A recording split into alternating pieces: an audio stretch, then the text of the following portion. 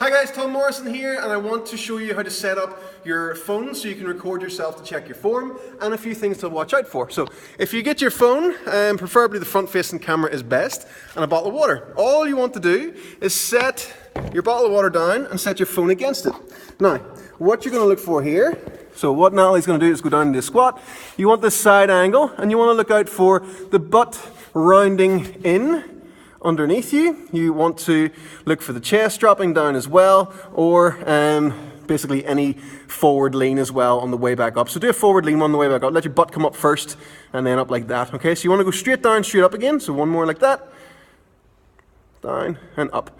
So if you record your first set like that, then your second set, put your phone in front of yourself. And then a few things that you're going to want to watch out for here would be the knees caving in, especially on the way back up, or the feet changing whenever you squat as well. So if Natalie was set up with her feet facing straight forward, and then her feet were to change as she was to squat, that would not be good. You want to know where your squat stance is before you go. So record, and also another thing to watch out for would be squatting sideways, so do one like that. Squat sideways, whoop, come up to the side. Exaggerate a wee bit more.